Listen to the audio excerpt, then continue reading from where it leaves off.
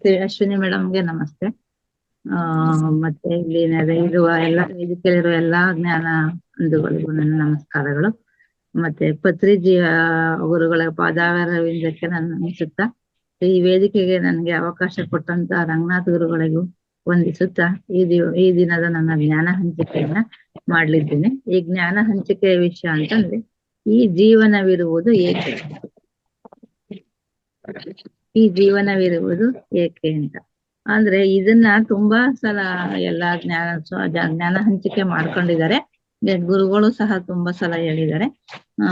ಇದೊಂದ್ಸಲ ಪುನರ್ಮನನ ಅಂತ ಹೇಳ್ಬೋದು. ಹಾಗಾಗಿ ಇದನ್ನ ನಾನು ಈ ದಿನ ಹಂಚಿಕೆ ಮಾಡ್ತಾ ಇದ್ದೀನಿ.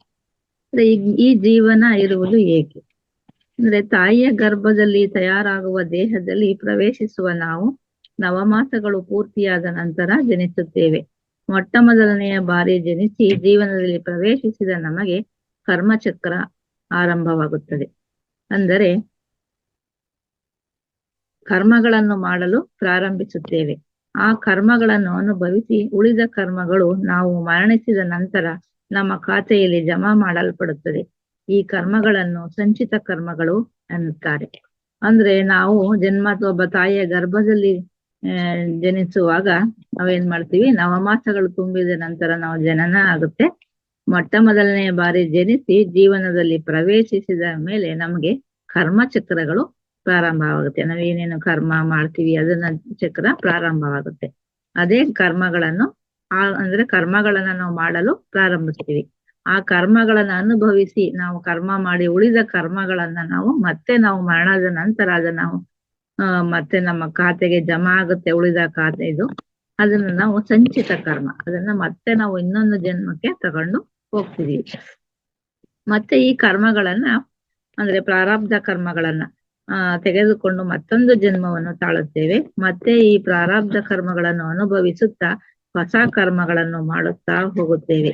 ಈ ಪ್ರಾರಬ್ಧ ಕರ್ಮಗಳ ಜೊತೆಗೆ ಮತ್ತೆ ಒಂದು ಹೊಸ ಕರ್ಮಗಳನ್ನ ನಾವು ಇನ್ನೊಂದು ಜನ್ಮದಲ್ಲಿ ಮಾಡ್ತಾ ಹೋಗ್ತೀವಿ.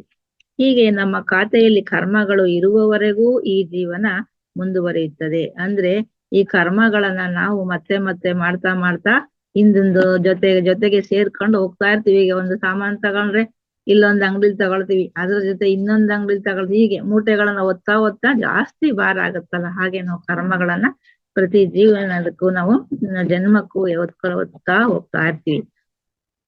ಈ ಯಾವಾಗ ಈ ಕರ್ಮಗಳಿರುತ್ತೆ ಇರುವವರೆಗೂ ಸಹ ನಮ್ಮ ಜನ್ಮ ನಡ್ಕೊಂಡೇ ಹೋಗ್ತಾ ಇರುತ್ತೆ. ಈ ಜನ್ಮಕ್ಕೆ ಸಾರ್ಥಕತೆ ಮುಕ್ತಿ ಅನ್ನೋದು ಇರಲ್ಲ. ಅಂದ್ರೆ ಹಾಗಾದ್ರೆ ಈ ಜೀವನ ಇರೋದು ಯಾಕೆ ಅಂದ್ರೆ ನಾವು ಮಾಡಿದ ಕರ್ಮಗಳನ್ನ ಅನುಭವಿಸೋಕೆ ಈ ಜೀವನ ಇರೋದು ಯಾಕೆ ಅಂದ್ರೆ ಈ ಎಲ್ಲಾ ಮಾಡಿದ ಕರ್ಮಗಳನ್ನ ನಾವು ಅನುಭವಿಸೋದಕ್ಕೆ ಈ ಜೀವನ ಇದೆ. ಹಾಗಾದ್ರೆ ನಾವು ಕರ್ಮವನ್ನ ಯಾಕೆ ಅನುಭವಿಸ್ಬೇಕು? ಕರ್ಮಗಳನ್ನ ಅನುಭವಿಸೋಕೆ ಈ ಜೀವನ ಇದೆ. ಹಾಗಾದ್ರೆ ನಾವು ಯಾಕೆ ಈ ಕರ್ಮವನ್ನ ಅನುಭವಿಸ್ಬೇಕು? ಅಂದ್ರೆ ಈ ಸೃಷ್ಟಿಯಲ್ಲಿ ಪ್ರತಿಯೊಬ್ಬರಿಗೂ ಆನಂದದಿಂದ ಜೀವಿಸುವ ಹಕ್ಕಿದೆ. ಈ ಆನಂದವನ್ನು ಕಸಿಯುವ ಹಕ್ಕು ಯಾರಿಗೂ ಇಲ್ಲ. ಏಕೆಂದರೆ ನೋವು ಎನ್ನುವುದು ಪ್ರತಿ ಜೀವಿಗೂ ಒಂದೇ. ಅಂದ್ರೆ ನಮ್ಗೆ ಪ್ರತಿಯೊಬ್ಬರಿಗೂ ಒಂದು ಆನಂದ ಇರುತ್ತೆ.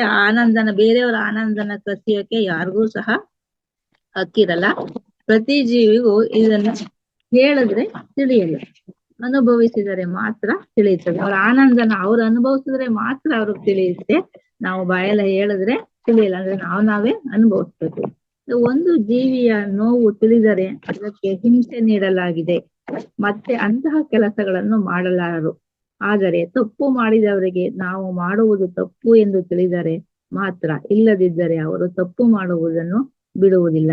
ಉದಾಹರಣೆ, ಒಂದು ಸೂಜಿಯನ್ನ ಮತ್ತೊಬ್ಬರಿಗೆ ಚುಚ್ಚಿದಾಗ ನೋವಾಗುತ್ತೆ ಎಂದು ಅರಿವಿಗೆ ಬರಬೇಕಾದರೆ ಸೂಜಿಯಿಂದ ಚುಚ್ಚಿಕೊಂಡ ಅನುಭವ ಅವರಿಗಾದರೆ ಮಾತ್ರ ತಿಳಿಯುತ್ತದೆ.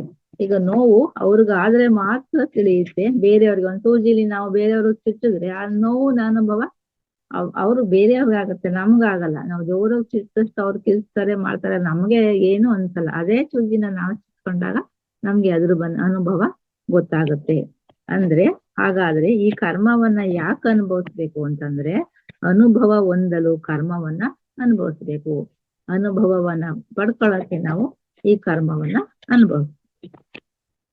ಹಾಗಾದರೆ ಈ ಅನುಭವವನ್ನು ಏಕೆ ಅನುಭವಿಸ್ಬೇಕು ಅಂದ್ರೆ ಅನುಭವನ ಹೊಂದಲು ನಾವು ಇದನ್ನ ಕರ್ಮ ಮಾಡ್ಬೇಕು ಅನ್ನೋದಾದ್ರೆ ಯಾಕೆ ಅನುಭವಿಸ್ಬೇಕು, ಆ ಅನುಭವವನ್ನ ನಾವ್ ಯಾಕೆ ಅನುಭವಿಸ್ಬೇಕು ಅಂದ್ರೆ ಉದಾಹರಣೆ, ಸೇಡಿನಿಂದ ಯಾರದೋ ಒಬ್ಬರ ಕಾಲು ಕತ್ತರಿಸಿದ ಎಂದುಕೊಳ್ಳಿ. ಅವರು ಮತ್ತೊಂದು ಜನ್ಮದಲ್ಲಿ ಹುಟ್ಟುವಾಗಲೇ ಅಂಗವೈಕಲ್ಯದಿಂದ ಹುಟ್ಟಬಹುದು, ಪೋಲಿಯೋದಂತಹ ವ್ಯಾಧಿಯಿಂದ ನರಳಬಹುದು, ಅಪಘಾತಗಳಿಂದ ಕಾಲನ್ನು ಕಳೆದುಕೊಳ್ಳಬಹುದು, ಯಾವುದೋ ಒಂದು ವಿಧದಲ್ಲಿ ಕಾಲು ಇಲ್ಲದಂತೆ ಜೀವಿಸಬೇಕಾಗುತ್ತದೆ. ಹಾಗೆ ಜೀವಿಸುವುದು ಎಷ್ಟು ಕಷ್ಟವೋ, ಎಷ್ಟು ದುರ್ಬರವೋ ಸ್ವಯಂ ಅನುಭವಿಸುವುದರಿಂದ ಮಾತ್ರ ಅನುಭವ ಹೊಂದುತ್ತಾರೆ. ಕಾಲು ಇಲ್ಲದ ನೋವು ಹೇಗಿರುತ್ತದೆ ಎಂದು ತಿಳಿಯುತ್ತದೆ. ನಂತರದ ಜನ್ಮಗಳಲ್ಲಿ ಯಾರ ಕಾಲುಗಳನ್ನು ಕತ್ತರಿಸುವುದಿಲ್ಲ, ಯಾರನ್ನೂ ನೋವಿಗೆ ಗುರಿ ಮಾಡುವುದಿಲ್ಲ. ಇದರಿಂದ ಜೀವನದಲ್ಲಿ ಒಂದು ಪಾಠ ಕಲಿಯುತ್ತಾನೆ. ಅಂದ್ರೆ ನಾವು ಇಂದಿನ ಜನ್ಮದಲ್ಲಿ ಯಾರಿಗಾರು ತೊಂದರೆ ಕೊಟ್ಟು, ಉದಾಹರಣೆಗೆ ಯಾರಿಗಾರು ಒಬ್ರು ಕಾಲಿಗೆ ಕತ್ತರಿಸಿದ್ರೆ ಅಥವಾ ಮತ್ತೊಂದು ಜನ್ಮದಲ್ಲಿ ಹುಟ್ಟುವಾಗಲೇ ಅಂಗವೈಕಲ್ಯದಿಂದ ಹುಟ್ಟಬಹುದು. ಒಬ್ಬರಿಗೆ ಕಾಲನ್ನ ನಾವೇನಾದ್ರು ತೊಂದರೆ ಕೊಟ್ಟು ಕತ್ತರಿಸಿದ್ರೆ ಮತ್ತೊಂದು ಜನ್ಮದಲ್ಲಿ ಕಾಲಿಲ್ದಂತೆ ಪೋಲಿಯೋದಾಗ್ಬೋದು, ನರಳ್ಬೋದು, ಅದ ಅಪಘಾತಗಳಿಂದ ನಮ್ ಕಾಲ್ ಕಳ್ಕೋಬಹುದು, ಯಾವುದೋ ಒಂದು ವಿಧದಲ್ಲಿ ಕಾಲುಗಳು ಇಲ್ಲದಂತೆ ಆಗ್ಬೋದು. ನಾವು ಒಬ್ಬರು ಹಿಂದಿನ ಜನ್ಮದಲ್ಲಿ ಒಬ್ರು ಕಾಲನ್ನ ಕತ್ತರಿಸಿದ್ರೆ. ಹಾಗೆ ಜೀವಿಸುವುದು ಎಷ್ಟು ಕಷ್ಟವೋ, ಎಷ್ಟು ದುರ್ಬರವೋ. ಕಾಲ್ ಕತ್ತರಿಸಿರ್ತೀವಿ ಹಿಂದಿನ ಜನ್ಮದಲ್ಲಿ, ಅವನ್ಗೆ ಎಷ್ಟು ಕಷ್ಟ ಅಂತ ನಮ್ಗೆ ಗೊತ್ತಿರಲ್ಲ. ಆದ್ರೆ ಈ ಕಾಲದಲ್ಲಿ ನಾವು ಇನ್ನೊಂದ್ ಜನ್ಮದಲ್ಲಿ ಅನುಭವಿಸಿದಾಗ ಅದರ ನೋವು, ಅದರ ಕಷ್ಟ ಎಷ್ಟು ಅಂತ ನಮ್ಗೆ ಅನುಭವ ಹೊಂದುತ್ತೆ. ಅದರಿಂದ ಯಾಕೆ ಅನುಭವದಿಂದ ಜೀವಿಸ್ಬೇಕು ಅಂತಂದ್ರೆ, ಈ ಒಂದು ನೋವಿನಿಂದ ನಾವು ಪಾಠ ಕಲಿತೀವಿ. ನಾವೇನೋ ಯಾರದ್ದು ನೋವು ಮಾಡಿದ್ದು ನಾವು ಈ ಜನ್ಮದಲ್ಲಿ ಅನುಭವಿಸ್ತಾ ಇದೀವಿ ಅಂತ ಪಾಠ ಕಲಿತೀವಿ. ಆದ್ರೆ ಯಾಕೆ ಅನುಭವಿಸ್ಬೇಕು ಅಂದ್ರೆ, ಈ ಜೀವನದಲ್ಲಿ ಪಾಠ ಕಲಿಬೇಕು. ಯಾಕೆ ಪಾಠ ಕಲಿಬೇಕು ಅಂದ್ರೆ, ಜ್ಞಾನ ಸಂಪಾದನೆ ಮಾಡಲು ಈ ನೋವಿನಿಂದ ನಾವು ಪಾಠವನ್ನ ಕಲಿತು ಜ್ಞಾನ ಸಂಪಾದನೆ ಮಾಡಕ್ಕೋಸ್ಕರ ಈ ಅನುಭವವನ್ನ ಪಡಿತೀವಿ. ಅಂದ್ರೆ ಎಷ್ಟೋ ಜನ್ಮಗಳ ಪಾಠಗಳನ್ನು ಕಲಿತಕೊಂಡ ನಂತರ ಅವರಿಗೆ ಅಂತರ್ಮತನ ಶುರುವಾಗುತ್ತದೆ. ಅಂದ್ರೆ ಎಷ್ಟೋ ಜನ್ಮಗಳಲ್ಲಿ ಈಗ ನಾವು ತಪ್ಪು ಮಾಡಿ ಮತ್ತೆ ಕರ್ಮಗಳನ್ನ ಒತ್ತಿ ಅದರ ನೋವನ್ನ ಅನುಭವಿಸಿ ನಾವು ಅನುಭವದಿಂದ ಪಾಠಗಳನ್ನ ಕಲಿತೀವಿ. ಆ ಪಾಠಗಳನ್ನ ಕಲಿತುಕೊಂಡ ನಂತರ ಅವರಿಗೆ ಅಂತರ್ಮತನ ಶುರುವಾಗುತ್ತೆ. ಈ ಪಾಠಗಳನ್ನ ನಾವು ಅನುಭವಿಸಿದ ಮೇಲೆ, ಪಾಠಗಳನ್ನ ಕಲಿತಾಗ ಏನಾಗುತ್ತೆ, ನಾವು ಅಂತರ್ಮುಖವಾಗ್ತೀವಿ, ಅಂತರ್ಮನನ ಉಂಟಾಗುತ್ತೆ. ಅಂದ್ರೆ ಈ ಕಷ್ಟಗಳು ಯಾಕೆ ಬಂದಿದೆ, ಯಾಕೆ ಜನನವೇನು, ಮರಣವೇನು, ಮರಣಿಸಿದವನು ಏನಾಗುತ್ತಾನೆ, ಎಲ್ಲಿಗೆ ಹೋಗುತ್ತಾನೆ, ಕೆಲವರಿಗೆ ಕಷ್ಟ, ಕೆಲವರಿಗೆ ಸುಖಭೋಗಗಳು, ಕೆಲವರಿಗೆ ರೋಗಗಳು, ಈ ಜೀವನದಲ್ಲಿ ಏಕೆ ಎಂಬ ಸಂದೇಹಗಳು, ಆಲೋಚನೆಗಳು ಆರಂಭವಾಗುತ್ತವೆ. ಆಗ ಕೆಲವರು ನಮ್ಗೆ ಅಂತರ್ಮತನ ಶುರುವಾಗುತ್ತೆ. ಏನಂದ್ರೆ, ಇದು ಯಾಕೆ ಜನಿಸೋದು, ಯಾಕೆ ನಾವು ಈ ಜನ್ಮ ತಗೊಳ್ಳೋದು, ಮರಣ ಅಂತಂದ್ರೇನು, ಮರಣದ ಮೇಲೆ ಏನಾಗ್ತಾನೆ, ಎಲ್ಲಿಗೆ ಹೋಗ್ತಾನೆ, ಕೆಲವರಿಗೆ ಕಷ್ಟ ಬರುತ್ತೆ, ಕೆಲವರಿಗೆ ಸುಖ ಭೋಗಗಳಿರುತ್ತೆ. ಈ ತರ ಎಲ್ಲ ಆಲೋಚನೆಗಳು ಆರಂಭ ಆಗುತ್ತೆ. ಆಗ ಅವನೇನ್ ಮಾಡ್ತಾನೆ, ಗುರುಗಳನ್ನ, ಹಿರಿಯರನ್ನ ಪ್ರಶ್ನಿಸಿ ಎಲ್ಲಾ ಸಂದೇಹಗಳನ್ನ ಪರಿಹರಿಸಿಕೊಳ್ಳಲು ಪ್ರಯತ್ನಿಸುತ್ತಾನೆ. ಈಗ ಅಂತರ್ಮುಖನಾದಾಗ ಅವನು ಅದಕ್ಕೆ ಕೆಲವು ಪ್ರಶ್ನೆಗಳೆಲ್ಲ ಅವನಲ್ಲಿ ಉಟ್ಕೊಳ್ಳುತ್ತೆ. ಈ ರೀತಿ ಹಾಗೇನ್ ಮಾಡ್ತಾನೆ, ಅವನು ಗುರುಗಳನ್ನ ಹುಡ್ಕೊಂಡು ಹೋಗ್ತಾನೆ. ಗುರುಗಳನ್ನ ಅಥವಾ ಹಿರಿಯರನ್ನ ಪ್ರಶ್ನಿಸಿ ಸಂದೇಹಗಳನ್ನ ಪರಿಹರಿಸಿಕೊಳ್ಳಲು ಪ್ರಯತ್ನ ಮಾಡ್ತಾರೆ. ಕೆಲವರು ಆಧ್ಯಾತ್ಮಿಕ ಪುಸ್ತಕಗಳನ್ನ ಓದುತ್ತಾರೆ. ಸ್ವಾಮಿ ವಿವೇಕಾನಂದ, ರಮಣ ಮಹರ್ಷಿ, ಮೆಹರ್ ಬಾಬಾರಂತಹವರ ಪುಸ್ತಕಗಳು, ಭಗವದ್ಗೀತೆ, ಬೈಬಲ್, ಕುರಾನ್ ನಂತಹ ಪುಸ್ತಕಗಳನ್ನು ಓದುತ್ತಾರೆ. ಆಗ ಅವರಿಗೆ ಸ್ವಲ್ಪ ಉತ್ತರಗಳು ದೊರೆಯುತ್ತವೆ. ಹೀಗೆ ನಾವು ಜ್ಞಾನ ಪಡ್ಕೋಬೇಕಾದ್ರೆ ಆಧ್ಯಾತ್ಮಿಕ ಪುಸ್ತಕಗಳನ್ನ ಮತ್ತೆ ಒಳ್ಳೆ ಜ್ಞಾನಿಗಳ ಪುಸ್ತಕಗಳನ್ನ ಓದಿ ಕೆಲವು ಉತ್ತರಗಳನ್ನ ಪಡ್ಕೋತಾರೆ. ಆಗ ಅವರಿಗೆ ತಿಳಿಯುತ್ತದೆ, ನಾನು ಅಜ್ಞಾನದಲ್ಲಿರುವೆ. ಆಗ ಅನ್ಸುತ್ತೆ, ನಾನು ಅಜ್ಞಾನಿ, ನನಗೆ ಏನೋ ಜ್ಞಾನ ಗೊತ್ತಿರ್ಲಿಲ್ಲ, ಅಜ್ಞಾನದಲ್ಲಿರುವೆ ಅಂತ. ಆಗ ಮಾತ್ರ ಅವನಿಗೆ ಅರಿವಾಗ್ತಾ ಬರುತ್ತೆ. ಅದಕ್ಕೆ ನನಗೆ ಅರ್ಥವಾಗುತ್ತಿಲ್ಲ, ಅಜ್ಞಾನದಿಂದ ಮಾಡುವ ಕೆಲಸಗಳಿಂದಲೇ ನನಗೆ ಕಷ್ಟಗಳು ಬರುತ್ತಿವೆ. ಇಂತಹ ಕಷ್ಟಗಳಿಂದ ಹೊರಬರಬೇಕೆಂದರೆ ನಾನು ಜ್ಞಾನವನ್ನು ಸಂಪಾದಿಸಿಕೊಳ್ಳಬೇಕು ಎಂದು ತಿಳಿಯುತ್ತಾರೆ. ಆಗ ಅನ್ಸುತ್ತೆ, ನಾನು ಯಾಕೆ ತಪ್ಪು ಮಾಡ್ತಿದ್ದೆ, ಯಾಕೆ ಕಷ್ಟ ಬರ್ತಿತ್ತು ನಂಗೆ ಅಂತಂದಾಗ, ನಾನು ಅಜ್ಞಾನದಿಂದಿದ್ದೀನಿ. ಈ ಅಜ್ಞಾನದಿಂದ ಹೋಗ್ಬೇಕಾದ್ರೆ ನಾನು ಜ್ಞಾನವನ್ನ ಸಂಪಾದನೆ ಮಾಡ್ಕೋಬೇಕು ಅಂತ ಅವ್ರಿಗೆ ತಿಳುವಳಿಕೆ ಬರುತ್ತೆ. ಹಾಗೆ ಜೀವನದಲ್ಲಿ ಹೆಚ್ಚು ಹೆಚ್ಚು ಪಾಠಗಳನ್ನು ಕಲಿತುಕೊಂಡರೆ ಅಷ್ಟು ಹೆಚ್ಚು ಜ್ಞಾನವನ್ನು ಸಂಪಾದಿಸಿಕೊಳ್ಳಬಹುದು. ಹೀಗೆ ನಾವು ತಪ್ಪು ಮಾಡ್ತೀವಿ, ಮಾಡದೆ ಇರಕ್ಕಾಗಲ್ಲ. ನಾವು ಇದು ಮನುಷ್ಯ ಜನ್ಮಕ್ಕೆ ಬಂದ್ಮೇಲೆ ನಮ್ಗೆ ಅರಿವು ಇಲ್ಲದೆ ತಪ್ಪಾಗುತ್ತೆ. ಹಾಗೆ ತಪ್ಪುಗಳಿಂದ ಪಾಠಗಳನ್ನು ಜೊತೆಗೆ ಪಾಠಗಳನ್ನು ಕಲಿತಾ ಹೋಗ್ತಾ ಇವಿ.